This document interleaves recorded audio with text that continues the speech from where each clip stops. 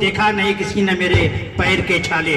राजन इस्लाम, कामयाबी होना, बुलंदी पे पहुंच जाना कमाल है, लेकिन बुलंदी पे पहुंच के ठहर जाना उससे भी बड़ा कमाल है। हमारे सदर साहब से गुजारिश है, आज आखिरी खुतबा से हमें नसीहत फरमाया कि हम आगे अपनी इस स्थिति को किस तरह आगे बढ़ाएं। शुक्रिया सर।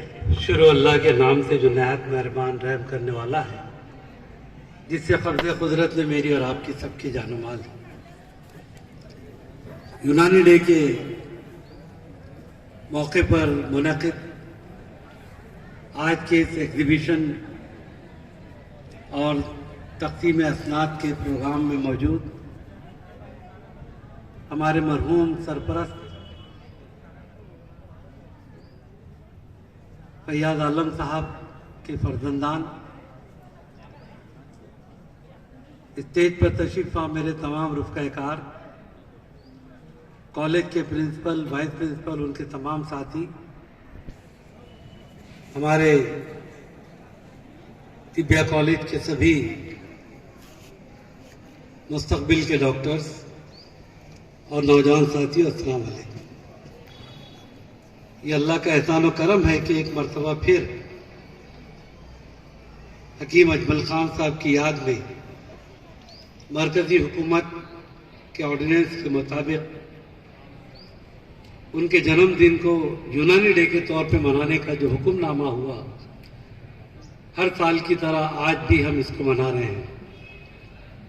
मैं मुबारकबाद देता हूँ कॉलेज के प्रिंसिपल और उनके तमाम स्टाफ के मेंबरान को और उनके वो तमाम तलबा को जिन्होंने यहाँ पर इस दिन को मनाने के अंदर एक नया अंदाज से उसको मनाने का एहतमाम किया। एक नुमाइश का एहतमाम यहाँ पर किया गया है, जिसके ज़रिए से आम बीमारियों जो छोटी मोटी रोज़ इंसानों को मैसर होती है, मौजूदा पॉल्यूशन, मौजूदा आबो हवा का जो मामला है, हेल्थ का जो मामला है, पानी का जो मामला है, इसके पेश नज़र छोटी मोटी बीमारियां जो होती रहती है, लोग उसके इलाज के लिए बड़े बड़े एंटीबायोटिक से जल्दी अच्छा होने की कोशिश करते हैं। और कोविड-19 के बाद तो मैं समझता हूं कि थोड़ी सी खांसी आई तो इंसान के दिल में एक शक भी पैदा होता है कि ये उसका कोई रिलेशन तो नहीं है हमारी खांसी का। ये छोटी छोटी बीमारियों को अगर बड़ी बड़ी दवाओं से आप करने जाएंगे तो आप जरा गौर कीजिए, जो यहाँ की नई नस्ल उनको पता नहीं, लेकिन मेरे पुराने साथी यहाँ के बुजुर्ग दोस्त लोग बैठे हैं कि एस्पिरिन और साइडोजोन से कई बीमारियों का हल निकल आता था। आज वो नापायद है, गायब हो गई, मार्केट में नहीं। बल्कि अब इंसान धीरे धीरे एंटीबायोटिक खाकर इतना रेजिस्ट होते जा रहा है कि नई नई इजादात के तहत नई नई दवाइयों का इजाद किया जा रहा है।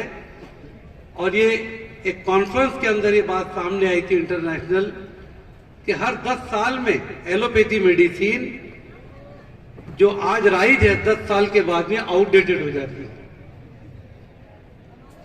बहुत सारी मेडिसिन से, मैं उसका नाम क्या बताऊं आपको, जो मेडिसिन आपको अच्छा करने के लिए, तंदुरुस्त करने के लिए इंट्रोड्यूस की गई थी, 10 साल के बाद में मालूम पड़ा कि वो इंसानी जान के लिए खतरनाक है।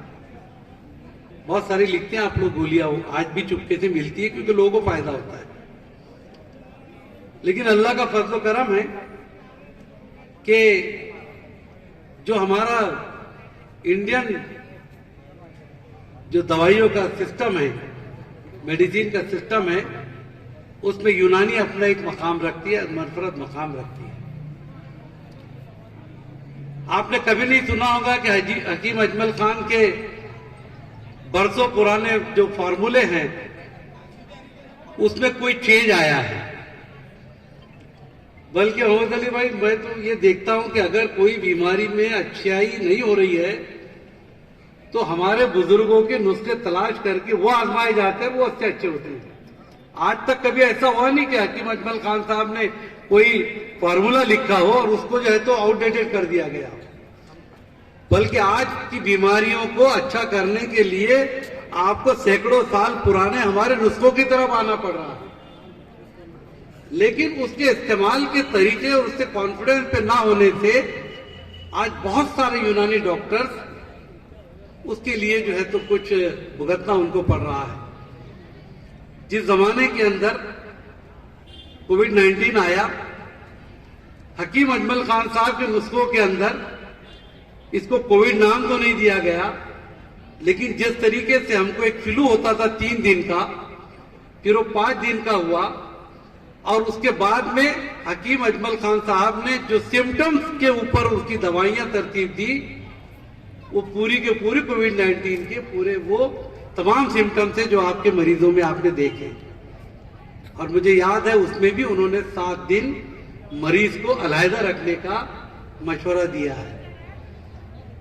आज तक वर्ल्ड हेल्थ ऑर्गेनाइजेशन ने कभी कॉन्फिडेंस के साथ कोविड-19 का इलाज नहीं बताया, बल्कि उन्होंने कभी कुछ कहा तो बाद में कभी कुछ कहा, और अपने बचने के लिए कहा कि अब एक नया वेरिएंट आ गया है। अपनी फेल्यूर का इकबाल नहीं किया, लेकिन ये कहा नया वेरिएंट आ रहा है। अब नया समझ के चलिए आप, पॉलिटिकल लोग तो बनाते हैं एजाज मियां, लेकिन अब WHO भी बना रहा है, वहां से भी ऐसी बातें निकल रही है।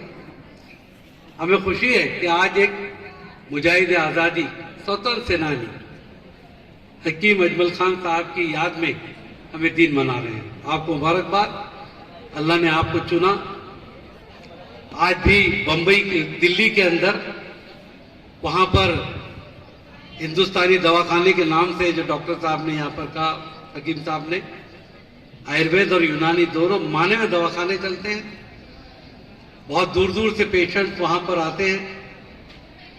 अंग्रेजों ने अपने आप को हकीर समझा कि बैकवर्ड कंट्री ये जड़ी बूटियों से और पत्तों से और फलों से इलाज करती है, हम तो एलोपैथी वाले, हमारे पास तो बहुत जदीद जो है तो अद्वियात है। लेकिन हकीम अजमल खान साहब और उनके जैसे हकीमों ने ये साबित करके बताया कि हमारे तिब में इंसानी जान को किस तरीके से बचाने के अल्लाह तबारक व तआला ने कुदरती उसके वसाइल पैदा किए हैं। उनको झुकना पड़ा।